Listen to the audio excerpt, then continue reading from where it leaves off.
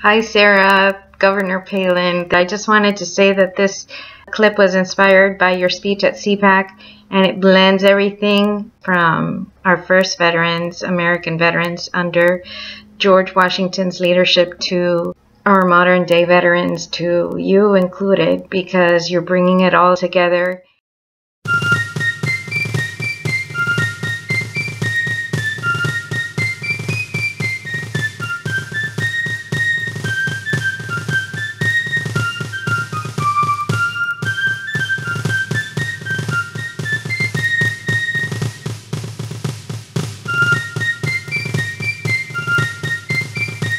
Ladies and gentlemen, please welcome Medal of Honor recipient, Sergeant Dakota Meyer. Señoras y señores, denle la bienvenida al condecorado con la medalla de oro, el Sargento Dakota Meyer. So much, and I want to give a special thank you to all of our veterans and military spouses.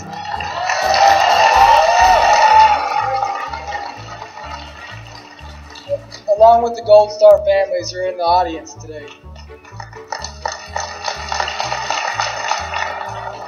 So our next guest needs no formal introduction, but I will say I was truly honored when Governor Palin asked me if I would introduce her. I want to talk a little bit about the Governor Palin that I know, who is not only a public service, but who is a mother, a wife, and the mother of a service member. Now this is important because today, less than 0.5% of the population, that's right, 0.5%, serves in the military. And yet we have politicians from both parties who feel they're experts in foreign policy and who want to commit the U.S. military every time that there is a playground fight between two oil barons in the Middle East. And look, we're not afraid to fight by no means, trust me on that one. But how about give us a fight that we can win? A fight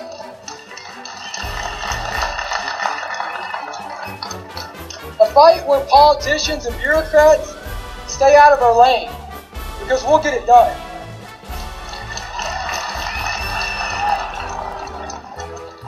That 0.5% is carrying the burden for the 95.5% of this country.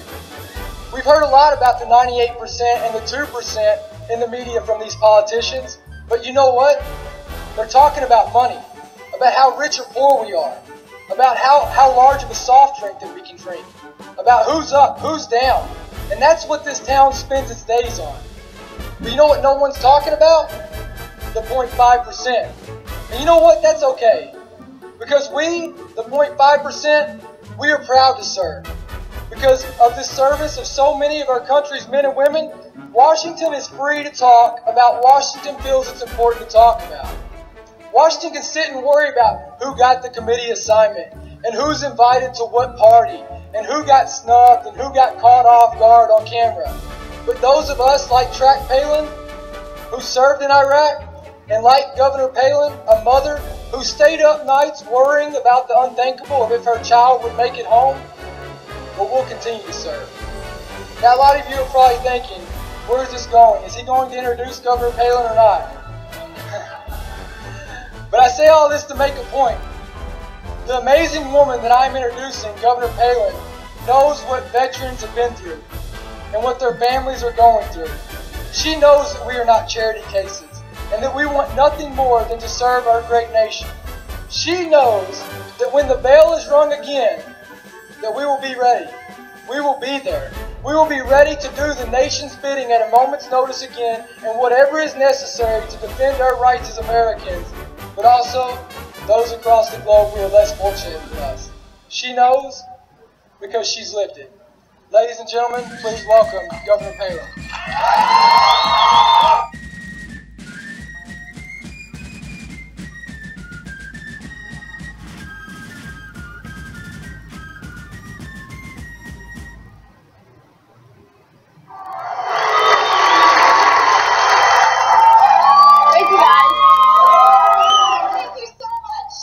Muchísimas gracias. Me siento muy honrada de estar aquí. Muchas gracias. Estoy contenta de estar aquí y me siento muy honrada de poder hablar sobre los mejores de los Estados Unidos, nuestros veteranos. A mí me pidieron que hablara sobre los veteranos y dije absolutamente qué tema tan querido y cercano a mi corazón. Sargento Dakota Meyer, le agradezco muchísimo esa presentación. Su servicio desinteresado nos hace recordar ese amor patriótico sobre el cual este país fue construido. Su servicio desinteresado nos inspira. Él y su generación de veteranos nos hacen recordar esa valentía que fundó este país. De hecho, quisiera hacerles un cuento de los primeros veteranos americanos y lo que esta ciudad que lleva su nombre dijo acerca de ellos. 1783. It was just days after the last British troop left our soil, and the father of our country, General George Washington, he gathered his officers in a New York City tavern to bid them farewell. These hardened men, they had fought for years against the greatest military might in the world at that time. Against all odds, they won freedom. Freedom for themselves and freedom for every American since. And standing before them, Washington was overcome with emotion. He was noting the sacrifices that they had made. He said, "With a heart full of love and gratitude, I now take leave of you. I most devoutly wish that your latter days may be as prosperous and happy as your former ones have been glorious and honorable." That was the wish for our first veterans, and it should be ours for every veteran that's followed. But we must ask, have we lived up to that? From then until now, there's been a long line of heroic vets, and they connect our history from George Washington to today, to Chris Kyle. Millions like them. Millions like them. Ordinary Americans, though, equipped for extraordinary things because they've come forward to serve and to save Americans' lives. How many have done more than this generation in uniform, though? The War on Terror is the longest military engagement in U.S. history. So many have served in Iraq and Afghanistan. Tens of thousands wounded. More than 6,800 dead. The strain on military and their families, it is enormous. During World War II, the average deployment in the combat theater, it was 6 months. Korean War, 9 months. Vietnam, 13 months. For Iraq and Afghanistan, an initial enlistment was 45 months. These deployment costs, they are huge, and they're hidden. The longer someone's deployed and then redeployed, well, the more likely they'll suffer PTSD. And about 500,000 of our returning vets, they suffer some form of it. They suffer disproportionate unemployment numbers. And the average divorce rate, it's around 80%. And worse, oh friends, worse, the suicide rate. The suicide rate among our best and our brightest is 23 a day. As we gather here, we're safe, we're secure, we're having fun. 4 days together in a conference. In these 4 days, 92 of our veterans will have taken their lives. So, have we lived up to Washington's wish for our vets? I don't ask this as a politician, as Dakota was suggesting there. No, I ask as one of so many mothers of a combat vet. When my son went off to war the first time as a teenager, I was confronted with the same reality that all the other moms have to face, and that's realizing that, man, I wasn't going to be there to help, to protect. Moms can't be there when they hurt. I could pray, and I did, and I do, but few things are more difficult than to kiss a child goodbye, off into harm's way, knowing that you're not going to be able there to protect. Those first deployments, that is when a parent goes from calling him son to calling him sir. America hands over her sons and her daughters in service with the promise that they're going to be taken care of. Our troops are promised that no one will be left behind on the battlefield. They're promised that a grateful nation will spare no expense to patch them up and bring them back to health when wounded. And now, They come home wounded, too many, broken in body and spirit. Well, we, their mothers and their fathers and their husbands and their wives, we're here to collect on the promises made. We can't wait for DC to fix their bureaucratic blunders. This bureaucracy is killing our vets. They wait for months, they wait for years to get treatment at the VA, and they're losing hope. The VA's mistakes and those cover-ups, they have cost the lives of 500 vets in just the last 4 years, and that doesn't account for those who took their own lives in despair. We witness the way a corrupt government treats our vets. The VA, putting them on those secret waiting lists and deceiving Congress and spying on investigators who are just trying to get to the bottom of it.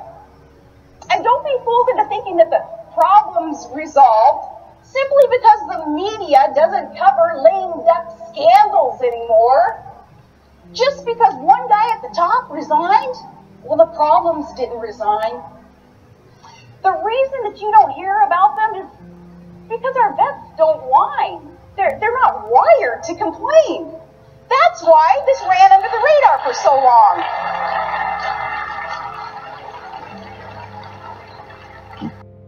Well, our debt of gratitude, it starts payment with 3 simple solutions that government can and should do right now, because it is time to demand solutions. First, with healthcare, give vouchers for treatment outside the VA.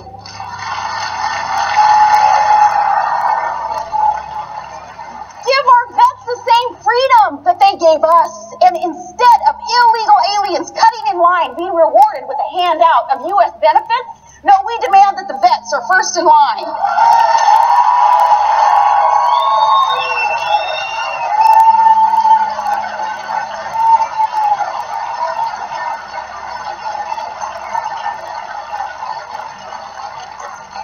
Second, allow vets who are re-entering the civilian workforce, let them use the skills that they learned in the military.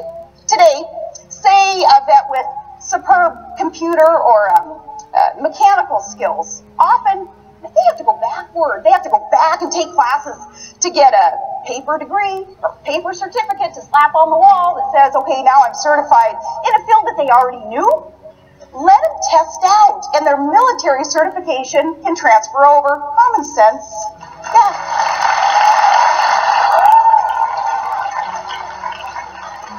Common sense, which I know is an endangered species in these parts. Yeah.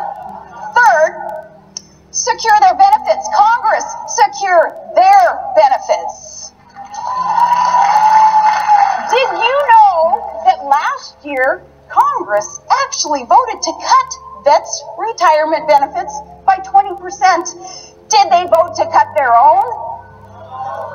No, and they only reversed course when enough of us, we rose up in protest. So, take the issue away from the politicians after legislation to secure benefits permanently. Now, healthcare and benefits, this is just part of the equation. General Washington wished for our veterans that their deeds in war would be recognized as glorious and honorable. And the deeds have been, certainly, there's no question. But see, the thing that those vets from the Revolutionary War, what they had that today's troops don't, is victory. And that is the thing that they cherish most. They deserve to know that their sacrifices are not in vain, to know that what they fought for and what their friends died for was worth it. It is said,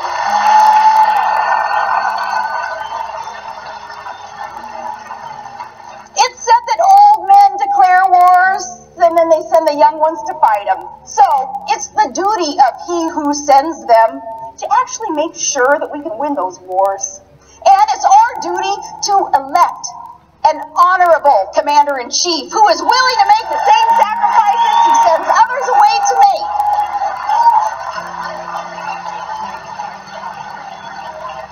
We must provide our troops the political will to win and the rules of engagement to win. How many Americans are harmed today because Politically correct rules of engagement are imposed by those who are just too uncomfortable to give troops the trust and the tools that they need to win.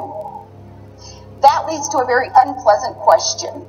And it's one that, well, every Gold Star mom and every veteran will live with forever.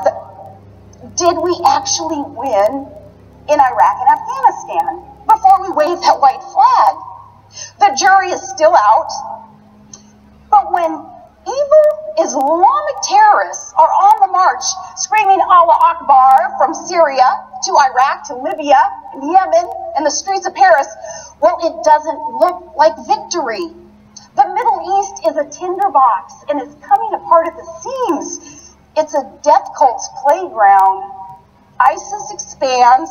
It takes back land that we just spilled our blood to secure, with their ultimate goal of a caliphate that extends from Baghdad to Damascus to Jerusalem itself. Only in Egypt is jihad in retreat, and that is no thanks to the Obama administration. Remember, they supported the Muslim Brotherhood, which was finally toppled by the people in one of the largest popular revolts in history.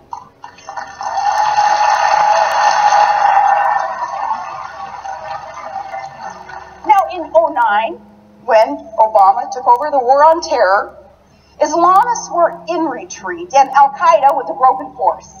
Now, Islamists, they control more territory than ever.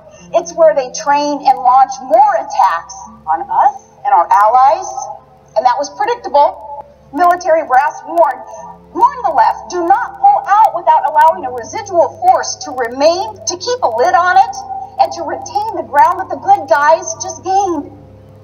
Friends, the rise of ISIS, it is the direct result of this administration's refusal to heed that warning. It is.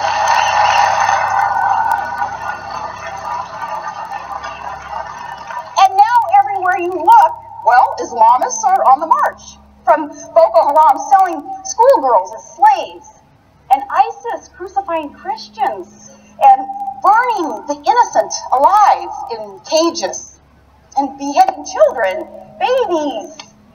Aside from God Almighty, what is the only force strong enough to keep this barbaric rolling tide at bay? The only thing standing between us and savages.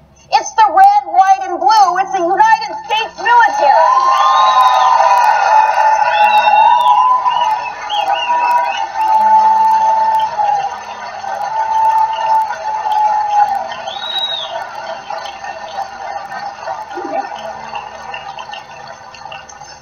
We are in a long-term civilizational struggle against the forces of evil.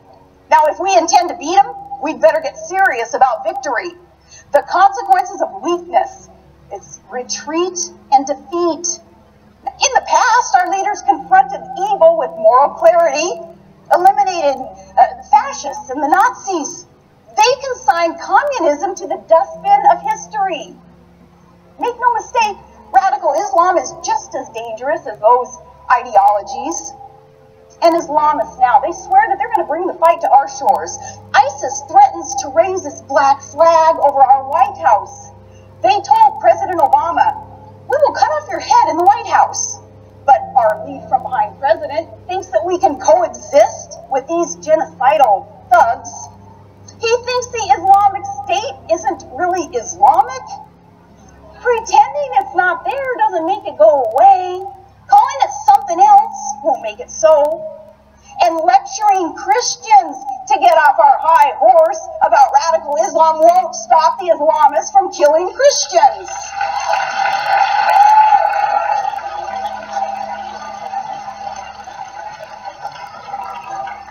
Stop blaming the victim and wake up, Mr. President. While Christians bow our heads to pray for you, radical Islamists want to cut off your head. The world that they want is a world that would submit. We will never submit to evil. We will consign radical Islam to the ash heap of history, just like the Nazis before them. Oh, the naive Obama State Department. Oh, they say we can't kill our way out of war? Really? Tell that to the Nazis? Oh wait, you can't because they're dead. We killed them.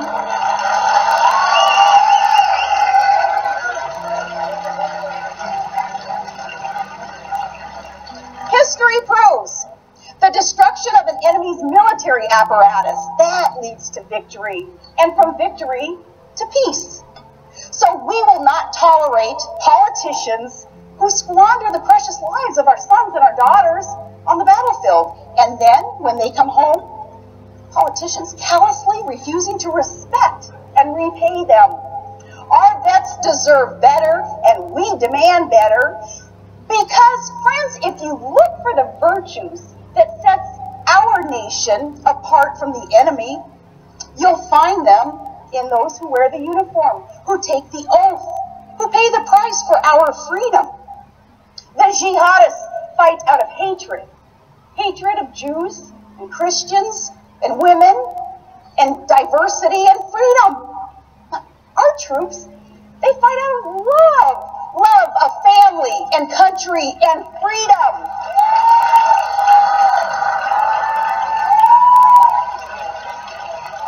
And if you love freedom, think of that. And I would ask any veteran in here today or active duty military, honor us by please standing. We want to thank you. We salute you. We ask you to stand. We love you. Thank you. Thank you. You guys. Thank you, sir. Thank you, guys. Thank you.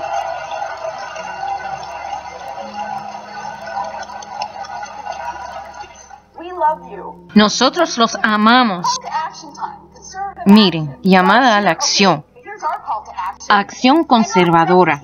Esta es nuestra llamada a la acción. Y no solo aquí, pero donde quiera y todos los días. Encuentren un veterano, háblenles, denles las gracias y hónrenlos. Díganles que sí, que ustedes aman su libertad y que ustedes saben a quién darle las gracias por ella. Entonces nosotros honraremos el deseo de George Washington, dicho con un corazón lleno de amor y gratitud, para lograr victoria honorable y gloriosa en el campo de batalla, y ayudar a nuestros luchadores por la libertad, tener días civiles tan prósperos y alegres como su servicio fue valiente y sincero.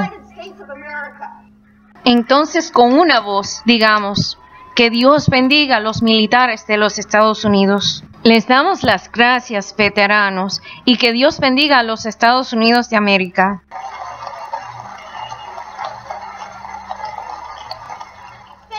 Muchísimas gracias, y tomaría con mucho gusto cualquier pregunta que ustedes tengan para mí, y que el tiempo me permita de contestar.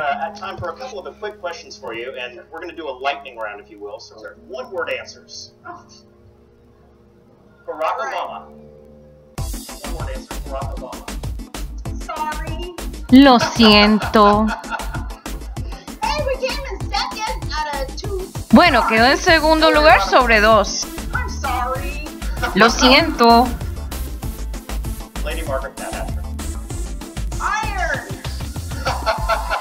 Hierro.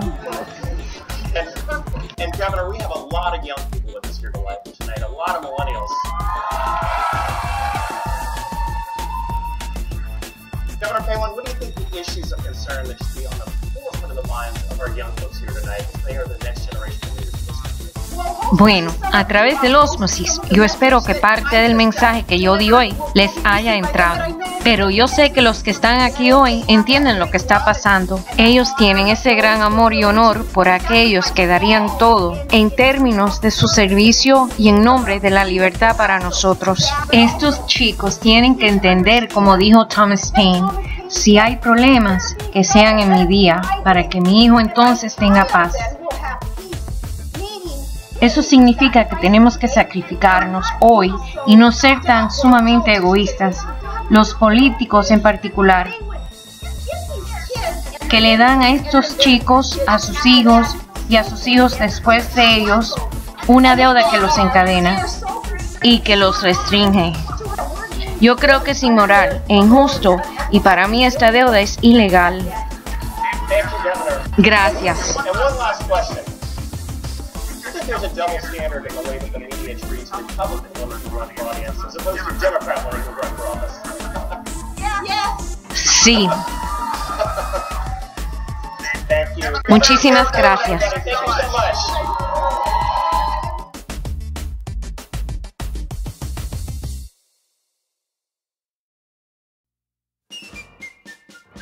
I thought it was a very loving tribute to veterans, and I thank them for all the freedoms that we have.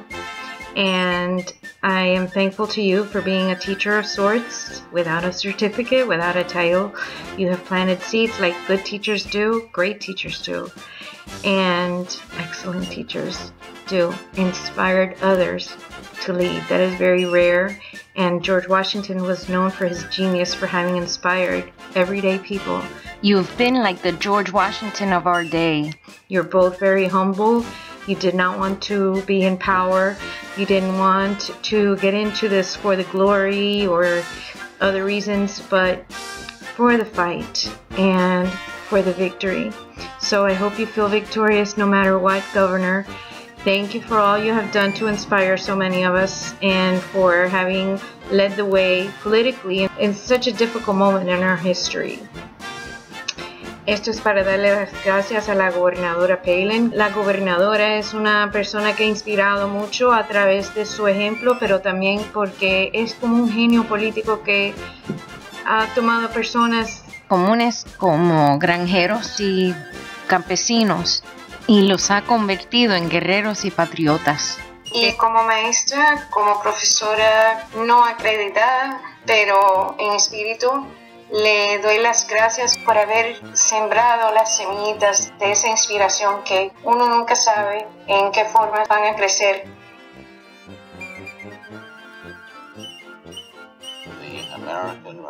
La Revolución Americana y la Independencia Americana era George Washington. Washington era un genio. Él tomaba personas que no parecían que lograrían grandes cosas y sin embargo, en el campo de batalla lo hacían. Eso es lo que hacen los grandes líderes. Y fue un tremendo general, tomando a granjeros y a campesinos para luchar contra el poder más grande militar del mundo, el británico. Esto es para demostrar algo. Él mantuvo unidas a esas tropas, pura fuerza de voluntad y carácter moral.